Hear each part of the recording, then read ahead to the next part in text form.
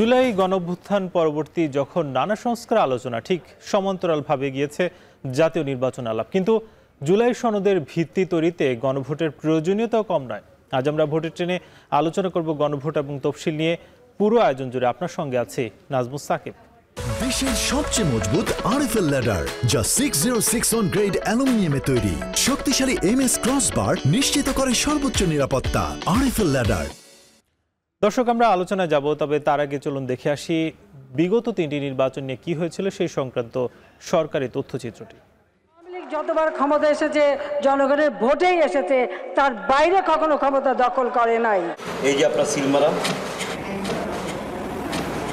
শুনে না আমাকে, আমি স্যার স্ট্রোকের রোগী, 2 বার স্ট্রোক করছি। সিলমারটা দেখছেন?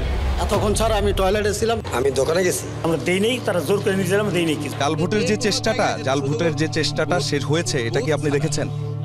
হ্যাঁ, ভোট চোরকে জনগণ কখনো গ্রহণ করে না। Election was totally free, independent, no doubt about it. But did it really play out that way? Awami লীগের 15 বছরে আমরা দেখেছি রাতের ভোট ও সাজানো ভোটের নির্বাচন, দেশের দখল হারানোর নির্বাচন। আর 2024-এর জুলাই গণ অভ্যুত্থান ছিল দেশের দখল ফেরত নেয়ার ও ভোটাধিকার পুনঃপ্রতিষ্ঠা করার অভ্যুত্থান। তাই আগামী নির্বাচনে আমরা দলে দলে ভোট দিয়ে দেশের দখল বুঝে নেব। দেশের চাবি আমাদের হাতে।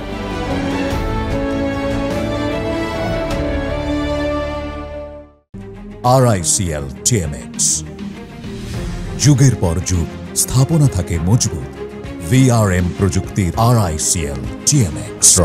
দর্শক, আজ গণভোট ও তফসিল শিরোনামের আলোচনাকে সম্প্রসারিত করতে ভোটের ট্রেনের স্টুডিওতে আছেন জাতীয় নাগরিক পার্টি এনসিপি যুগ্ম মুখ্য সমন্বয়ক এবং সহ শিক্ষা সম্পাদক মাহবুব আলম, এবং ঢাকা বিশ্ববিদ্যালয় থেকে সরাসরি যুক্ত আছেন শিক্ষক ও রাজনীতি বিশ্লেষক অধ্যাপক ডক্টর সাব্বির আহমেদ। আপনাদের দুজনকেই আমরা স্বাগত জানাচ্ছি।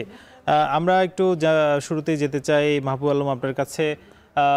আপনি জানেন যে গণভোটের ইতিমধ্যে কিন্তু যে প্রজ্ঞাপন সেটা কিন্তু হয়ে গেছে গতকালকে, এবং একই দিন নির্বাচনের দিন অর্থাৎ জাতীয় নির্বাচন যেদিন হবে সেদিনই গণভোটটি অনুষ্ঠিত হবে বলে জানানো হয়েছে। ঠিক কতটা সম্ভব একই দিন গণভোট এবং জাতীয় নির্বাচন হওয়া? এটা আসলে একটা কঠিন জব আমাদের নির্বাচন কমিশনারের জন্য, বিকজ অফ আমাদের নির্বাচন কমিশনার আগের কোনো নির্বাচনের অভিজ্ঞতা নেই। যদি তারা স্থানীয় পর্যায়ে কোনো একটা নির্বাচনের আয়োজন করত, তাহলে এটা তাদের জন্য অবশ্যই একটা ভালো কিছু হতো। একদিনে এত বড় 2টা ইলেকশন, এটা আসলেই এই নির্বাচন কমিশনারের জন্য কতটুকু কি করতে পারবে। তবে আমরা আশাবাদী যে আমরা দেখতে পাচ্ছি যে সবগুলো দল আসলে তাদের জায়গা থেকে সহযোগিতা করতেছে, এবং এই সহযোগিতা যদি অব্যাহত থাকে তাহলে মনে করতেছি যে হয়তো একটা ভালো কিছু সম্ভব হবে। কিন্তু আমরা যেটা আসলে গুরুত্ব দিতে চাই যে গণভোটে মানুষ আসলে যে রায়টা দিবে, সেই রায়টা যাতে কোনোভাবে উল্টে না দেওয়া হয়, যাতে কোনোভাবে সেটাতে আসলে হস্তক্ষেপ না করা হয়, আমরা সেই বিষয়টাতে গুরুত্ব। সেই ধরনের আশঙ্কা কি আপনাদের আছে? অবশ্যই আমাদের আশঙ্কা আছে। কেন? কারণ ইতিমধ্যে আমরা দেখতে পেয়েছি একটি বড় দল তারা নায়ের ক্যাম্পেইন করেছে, নায়ের জন্য গান বানিয়েছে, তারা নানা ধরনের উদ্যোগ গ্রহণ করেছে। এটা অবশ্যই আশঙ্কার। যে জিনিসটা আসলে আওয়ামী লীগের করার কথা ছিল, আওয়ামী লীগের গণভোটের বিপক্ষে অবস্থান করার কথা ছিল, সেটা আমরা একটা বড় দলকে করতে দেখেছি। এটা অবশ্যই আমাদের জন্য আশঙ্কার। যেখানে ওই বড় দলটার রোল হওয়ার কথা ছিল এই গণভোটের পক্ষে, সংস্কারের পক্ষে, এবং বাংলাদেশের মানুষের যে সেকেন্ড রিপাবলিক গঠনের স্বপ্ন, সেই স্বপ্ন বাস্তবায়নের জন্য। কিন্তু আমরা দেখলাম সেই বড় দলটা আসলে উল্টো অবস্থান নিয়েছে। এটা অবশ্যই একটা আশঙ্কার। তবে আমরা উল্টো অবস্থান নিল। আমরা দেখেছি যে জুলাই আগস্টে যে আন্দোলন সেটা আপনারা একসঙ্গে করেছেন, কেন আসলে তারা চাচ্ছে না? আমরা আসলে গত 53-54 বছর যেই প্রচলিত রাজনীতিটা দেখে আসছি, অর্থাৎ আপনি গণভোটে কি 4টা বিষয় দেখতে পাচ্ছেন। 4টা বিষয়ের প্রথম বিষয়টা হচ্ছে যে তত্ত্বাবধায়ক সরকার এবং সাংবিধানিক যে প্রতিষ্ঠানগুলো আছে সেই প্রতিষ্ঠানগুলো কিভাবে নির্বাচিত হবে, প্রতিষ্ঠানগুলোর দায়িত্বশীলরা।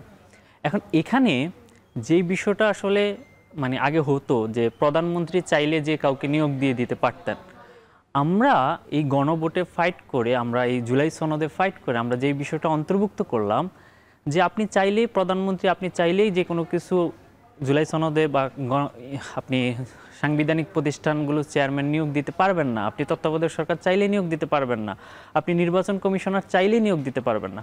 আপনাকে নিয়োগ দিতে হলে একটা প্রক্রিয়ার মধ্য দিয়ে নিয়োগ দিতে হবে। সেই প্রক্রিয়াটা কি? আমরা বললাম যে একটা কমিশন আপনি গঠন করবেন, যেই কমিশনে আপনি প্রধানমন্ত্রীও থাকবেন, বিরোধী দলীয় নেত্রীও থাকবে, এখানে স্পিকার থাকবে, এরকম একটা আপনি সর্বদলীয় একটা কমিশন গঠন করবেন, যেই কমিশন সিদ্ধান্ত নেবে যে কে তত্ত্বাবধায়ক সরকার হবে, কে নির্বাচন কমিশনার হবে। এতে যেটা হবে যে একপাক্ষিক আগের যে ব্যবস্থা ছিল, অর্থাৎ আমরা গত 17 বছর যেটা দেখলাম যে তাদেরই নির্বাচন কমিশনার, তারাই হচ্ছে আবার মানে তারাই রেফারি, তারাই প্লেয়ার, তারাই সব কিছু, সেই ব্যবস্থাটা আর আমরা হতে দিব না। এখন এই বড় দলগুলো এই জিনিসটাতে আসলে অভ্যস্ত, তারা কোনোভাবে চাচ্ছে না এই জিনিসটা পরিবর্তন হোক। আপনাদের আছে অবশ্যই সেই জিনিসটা। আপনি থাকবেন, আমরা একটু যেতে চাই সাব্বির আহমেদ স্যারের কাছে। স্যার, জানতে চাই যে গণভোটে আমরা দেখেছি যে প্রধান উপদেষ্টা বলেছিলেন যে 4টি বিষয় থাকবে এবং হানা ভোটের মাধ্যমে তার উত্তর আসলে দিতে হবে, কিন্তু এই যে 4টি বিষয়, সেখানে তো এটাও হতে পারে যে কেউ কোন একটা বিষয় মানছে সেটা হা বলতে পারে, কোন একটি বিষয় তার অভিমত না থাকতে পারে, কিন্তু শুধুমাত্র আমরা একটা হা না কেন রাখছি? বিষয়টি কিভাবে দেখছেন? ধন্যবাদ আপনাকে। সেটা হলো যে আপনাকে মানে আমরা গণভোটের ব্যাপারে ইতিমধ্যেই রাষ্ট্রপতি একটা অধ্যাদেশ জারি করেছেন এবং এর মধ্য দিয়ে গণভোটের যে আইনগত এবং নৈতিক ভিত্তি দুটোই কিন্তু তৈরি হয়ে গেল আগে। সুতরাং এবং আমরা জানলাম যে একই দিনে, আমরা জানি যে একই দিনে গণভোট এবং ভোট হবে এবং সেখানে 4টা প্রশ্ন থাকবে।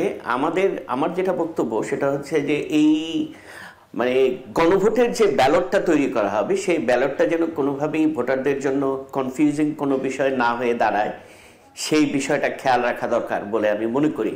এবং আমার ধারণা যে নির্বাচন কমিশন এই বিষয়ে সক্রিয় উদ্যোগ নেবেন এবং ব্যালটটা যেন এমনভাবেই তৈরি হয় যাতে একজন ভোটার যখন ভোট দিতে আসবেন তিনি যেন খুব সহজেই গণভোট এবং জাতীয় সংসদের ভোটটা সহজেই দিতে পারেন।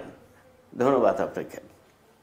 স্যার, আমরা ব্যালটের বিষয়টি শুনছিলাম, কিন্তু একটা বিষয় তো আসছে, যেমন আমার আসলে মূলত যে প্রশ্নটা ছিল যে 4টি পয়েন্টে আমরা যে হা না ভোট দেব, তার মধ্যে 2টি বিষয় আমার হা হতে পারে এবং আরও 2টি কিংবা একটি বিষয় না হতে পারে, কিন্তু আমার তো 4টি বিষয়ই হয় হা দেয়া লাগছে অথবা না দেয়া লাগছে। এই বিষয়টা কিভাবে দেখছেন?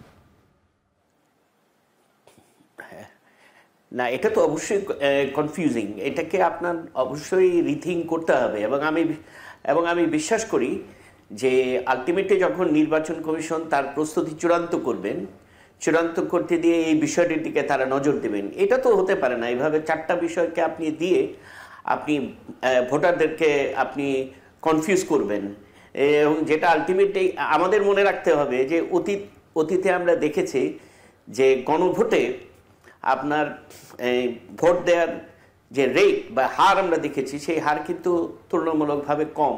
সেটা যদি এখন এই কনফিউশনের কারণে এই ভোটারদের ভোট দেওয়ার হার যদি কমে যায়, সেটা একটা আমাদের জন্য খুবই বিপর্যয় তৈরি করবে বলে আমি মনে করি। সুতরাং এইটা নিয়ে অবশ্যই ভাবতে হবে নির্বাচন কমিশনকে, যে যাতে ভোটারদের মধ্যে কোনোভাবেই কনফিউশন তৈরি না হয়। এবং এই ক্ষেত্রে তাদের আমার মনে হয় রাজনৈতিক দলগুলোর সাথেও তারা চাইলে আলোচনা করতে পারে যে এটাকে কিভাবে এই 4টা প্রশ্নকে আরও সিম্পলিফাই করে একটাতে কনভার্ট করা যায়।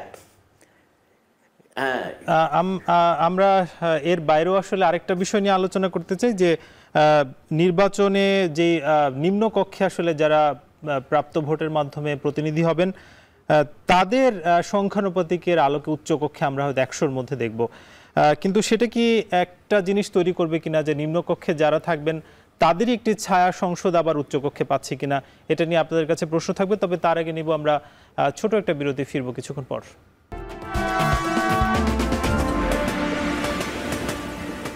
বিরতির পর আবারও স্বাগত। আপনারা দেখছেন ভোটের ট্রেন, আপনার সঙ্গে আছি নাজমুস সাকিব।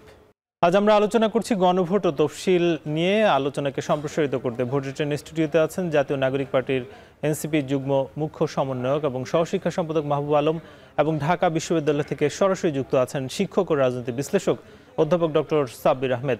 দুজনকে আবারও স্বাগত জানাচ্ছি। আমরা একটু সাব্বির স্যারকে দিয়ে শুরু করতে চাই। স্যার, আমরা আলোচনা করছিলাম যে মূলত বলা হচ্ছে যে নিম্নকক্ষের প্রতিনিধিত্বের ভিত্তিতে 100 আসন উচ্চকক্ষে পাওয়া যাবে। সেক্ষেত্রে কি আমরা নিম্নকক্ষের একটি ছায়ার সংসদ দেখতে পারি উচ্চকক্ষে? কি মনে হয়?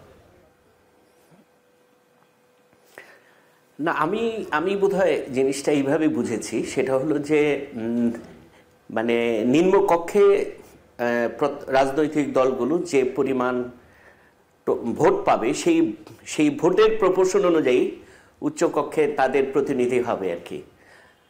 আমার মনে হয় এতে করে যেটা হলো, এখানে ভোটকে গুরুত্ব দেওয়া হচ্ছে ন্যাশনালি, এবং নিম্নকক্ষে কে কতটা প্রতিনিধিত্ব পেল সেটা না, মানে টোটাল ভোটের নিম্নকক্ষে হয়তো কেউ আসন নাও পেলেও আপনার তাদের ভোটের প্রপোর্শন অনুযায়ী কিন্তু উচ্চকক্ষে পেতে পারে।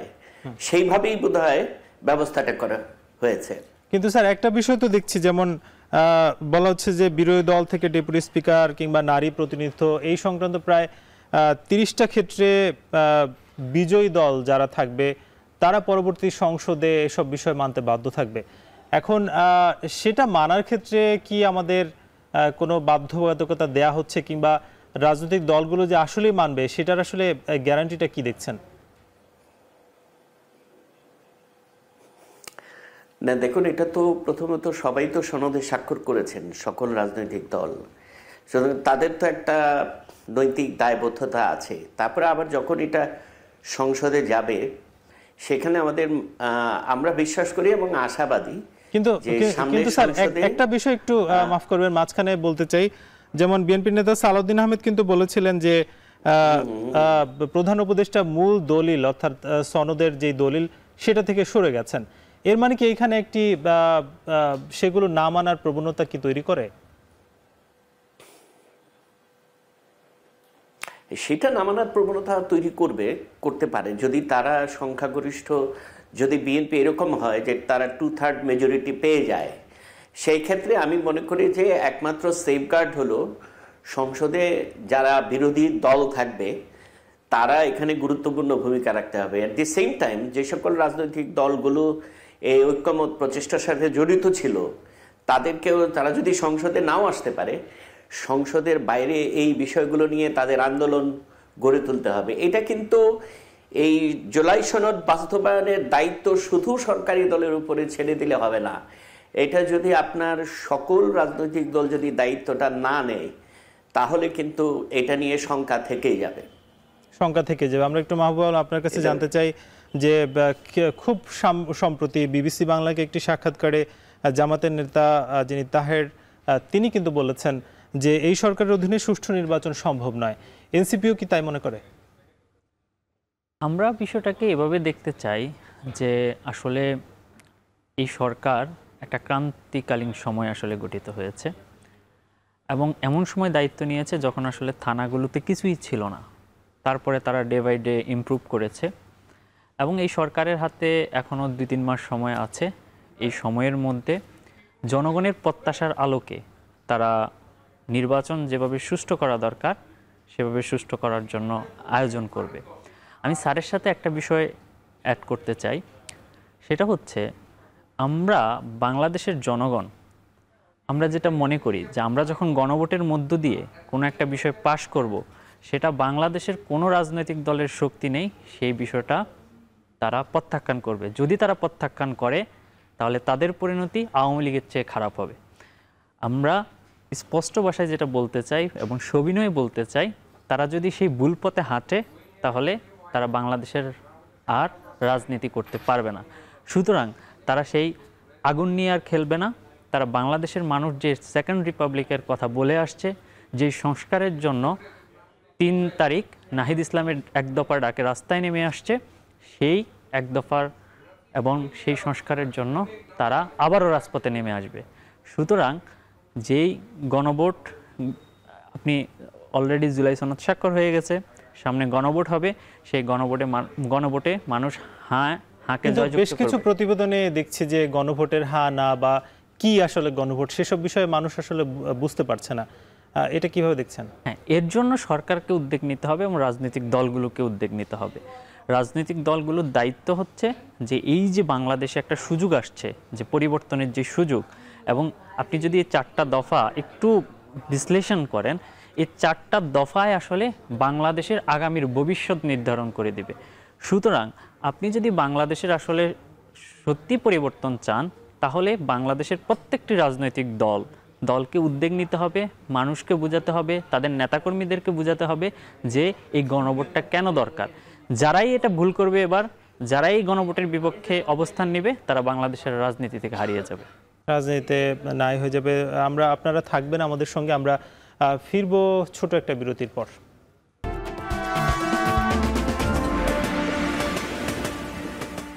বিরতির পর আবারও স্বাগত। আপনারা দেখছেন ভোটের ট্রেন, আপনার সঙ্গে আছি নাজমুস সাকিব।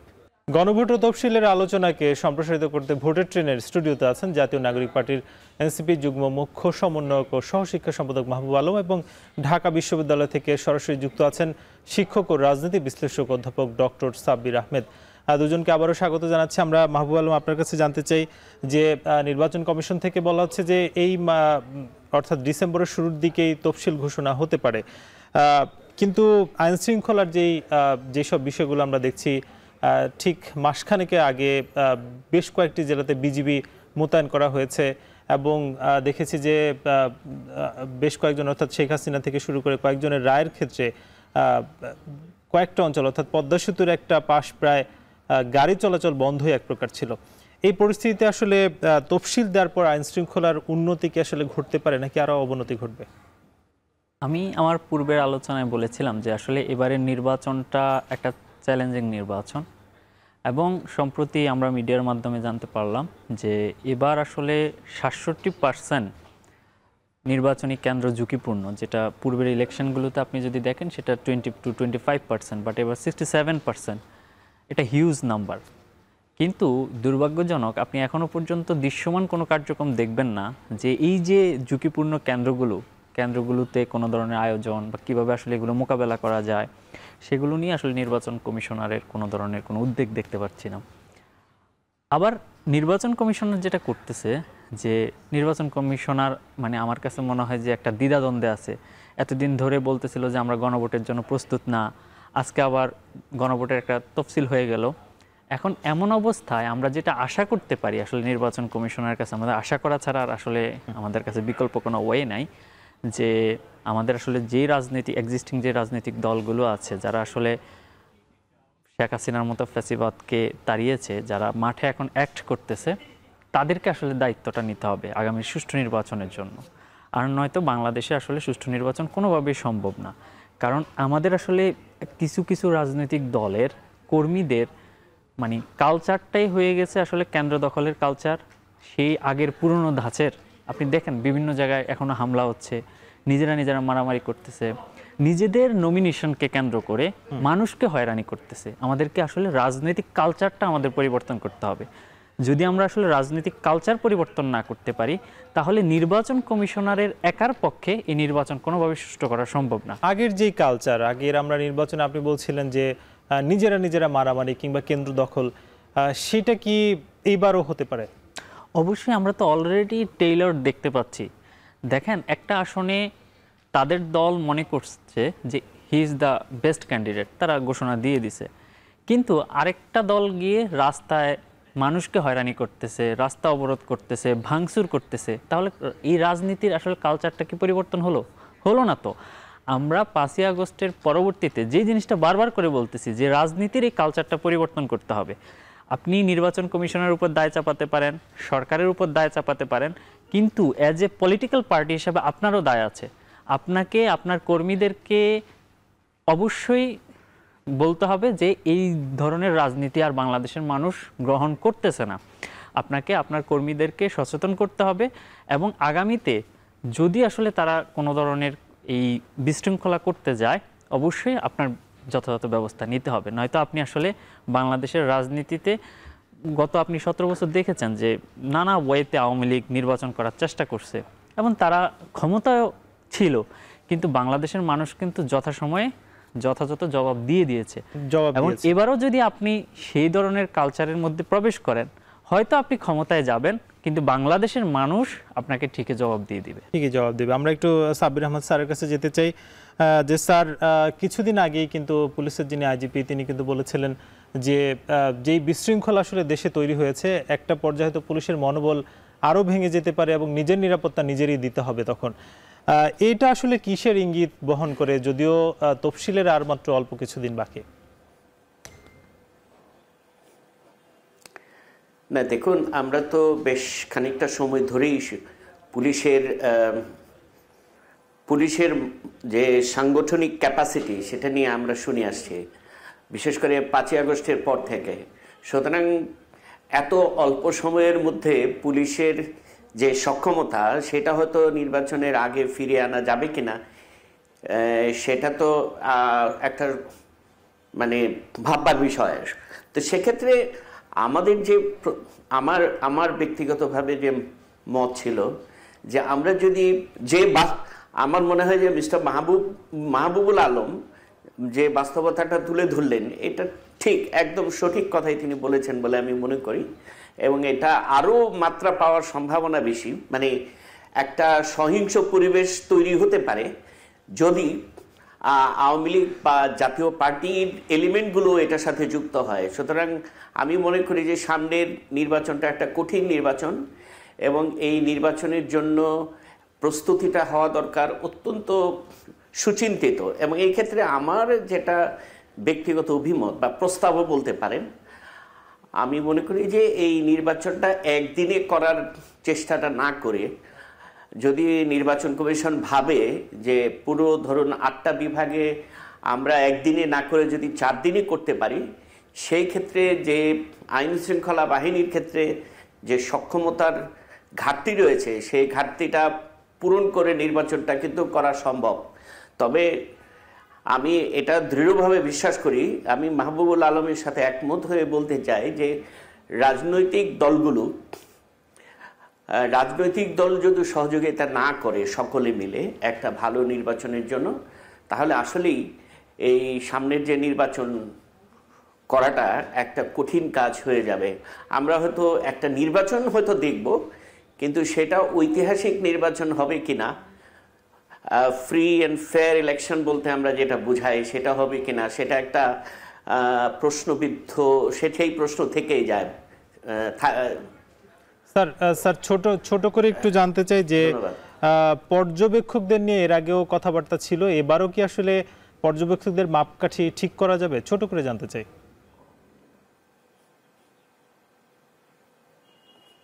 না, এটা তো আমি মনে করি যে নির্বাচন কমিশনের তাদের নীতিগত সিদ্ধান্তের ব্যাপার, এবং সেটা কেন জানা যাবে না। যদি নির্বাচন কমিশন এই বিষয়ে সিরিয়াস হয় তাহলে তো অবশ্যই এটা সম্ভব।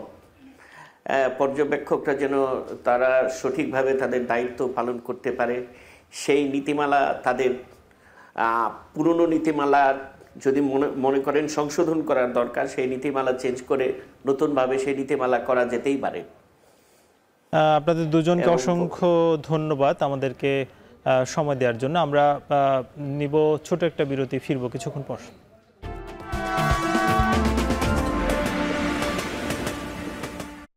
আবারও স্বাগত। আপনারা দেখছেন ভোটের ট্রেন। এ পর্যায়ে যেতে চাই প্রান্তিক অঞ্চলে, জানতে চাই গণভোট এবং তফসিল নিয়ে কি ভাবছেন তারা। ফেনী থেকে যুক্ত হচ্ছেন সহকর্মী সোলাইমান ডালিম। ডালিম, জানতে চাই যে আপনার সাথে যারা আসলে তারা বিভিন্ন দলের আসলে প্রতিনিধিত্ব করছেন, কি ভাবছেন আগামীর গণভোট এবং তফসিল নিয়ে?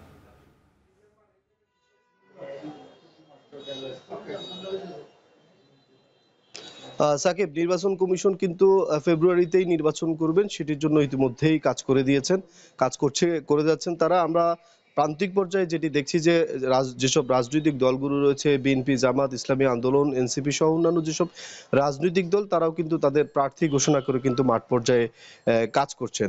তবে একটি নির্বাচনের জন্য তফসিল একটি গুরুত্বপূর্ণ বিষয়। এছাড়াও এবারের নির্বাচনে আরেকটি বিষয় আছে গণভোট। এই বিষয়ে কি ভাবছেন নেতাকর্মীরা এবং স্থানীয় মানুষ, আমরা সে বিষয়ে কথা বলবো। আজকে আমাদের সাথে আছেন জেলা বিএনপির সদস্য সচিব আলালউদ্দিন আলাল এবং ইসলামী আন্দোলন বাংলাদেশ ফেনী জেলা শাখার সাধারণ সম্পাদক সম্পাদক মাওলানা একরামুল হক। আমরা প্রথমেই জেলা বিএনপির যে সদস্য সচিব রয়েছেন আলালউদ্দিন আলাল, আমরা তার কাছে যাব। আমরা তার কাছে জানতে চাইবো এই যে তফসিল নির্বাচনের জন্য গুরুত্বপূর্ণ বিষয়, কবে নাগাদ এই তফসিলটি হলে ভালো হয় এবং যে গণভোট এই নির্বাচনের সাথে সম্পৃক্ত রয়েছে, কি ভাবছেন বিএনপি? ধন্যবাদ। যেহেতু নির্বাচনের তফসিলের একটা রোড ম্যাপ আমাদের সরকার দিয়েছে, তো আমরা চাচ্ছি যে যত দ্রুততম সময়ের ভিতরে নির্বাচনের তফসিল ঘোষণা করা হয়, এবং নির্বাচনবিহীনভাবে একটা দেশ দীর্ঘদিন চলতে পারে না এবং জবাবদিহিতার একটা ব্যাপার থাকে। তো আমরা চাচ্ছি ডিসেম্বরের প্রথম সপ্তাহে যাতে সরকার নির্বাচনের তফসিল ঘোষণা করে। আর পাশাপাশি আমাদের গণভোটের বিষয়টা, আমরা তো এমনিতে একাধিক ব্যালটে ভোট দিতে অভ্যস্ত, তো গণভোটে তো এখানে ব্যালটের সংখ্যা বাড়বে, এছাড়া তো আর উল্লেখযোগ্য কোনো বিষয় না। তো সুতরাং এইসব বিষয়ে এখন আর এত দীর্ঘ আলোচনার আর কোনো বিষয় না। এখন শুধু আমরা অপেক্ষা করতেছি নির্বাচনের তফসিল ঘোষণার, এবং তার সাথে গণভোটও একসাথে হবে। এই জন্য পুরো জাতি এখন প্রতীক্ষা করতেছি। ধন্যবাদ। আমরা আপনার কাছে আবার আসবো। এখন আমরা ইসলামী আন্দোলন বাংলাদেশের সাধারণ সম্পাদক মাওলানা একরামুল হক, তার কাছে যাব। আপনারা আসলে এই যে তফসিল ঘোষণা কবে নাগাদ হতে পারে এবং এই যে নির্বাচন, এই নির্বাচনের সাথে গণভোটও আছে, নির্বাচন কমিশন বলছেন যে একই দিন হবে, এই বিষয়টাকে আপনারা কিভাবে দেখছেন? ধন্যবাদ এখন টিভিকে। দেখুন, আসলে এই সরকার তো হচ্ছে একটি বাণিজ্যিক কবি, গায়ক, লেখকের একটি সরকার। রাষ্ট্রবান্ধব এদেশে দেশমাতৃকা, মানবতার পক্ষে আইন শৃঙ্খলা, সংস্কার, পিয়ার বিচারের যে বিষয়টুকু উঠে এসেছিল, সেখানে এই ইন্টারিম গভর্নমেন্ট আসলে ব্যর্থ হয়েছেন। তিনারা আসলে সংস্কারের যে কথা বলেছেন, বিচারের যে কথা বলেছেন, দৃশ্যত সেটি আসলে দৃশ্যমান হয়নি আর কি। আপনি জানেন, ইসলামী আন্দোলন বাংলাদেশের মাননীয় আমির হযরত পীর সাহেব চরমনাই 8টি ইসলামিক দলকে ঐক্যবদ্ধ করে এবং এখানে কল্যাণকর রাষ্ট্র প্রতিষ্ঠা যারা করতে চায় তাদেরকে ঐক্যবদ্ধ করে একটি আন্দোলন করছেন। আমরা মাঠে আছি 5 দফা বাস্তবায়নের দাবিতে।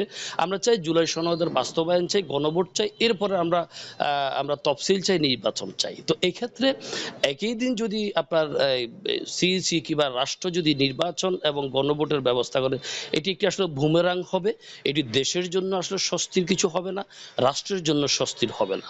সরকার যে দুর্বল পরিস্থিতিতে আছে, আমাদের আইন শৃঙ্খলার যে দুর্বল অবস্থা, এই মুহূর্তে আসলে তফসিল দেওয়ার মতো কোনো পরিস্থিতি আছে কিনা এটা আসলে ভাববার একটি ব্যাপার আছে।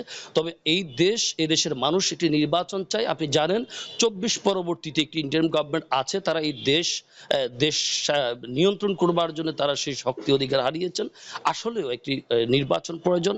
আপনি জানেন যে আমরা চাই যে দ্রুততম সময়ে নির্বাচন হোক, সেটি ডিসেম্বরের শেষ নাগাদও তিনারা, আমরা বলেছিলাম করতে পারে তিনারা, জানুয়ারিতে হইতে পারে, অসুবিধা নেই। কিন্তু বিষয় হচ্ছে গণভোটের যে বিষয়টা, জুলাই সনদের যে বিষয়টা, এটি আমাদের জন্য অপরিহার্য, আমাদের খুব জরুরি প্রয়োজনীয়তা অনুভব করছি।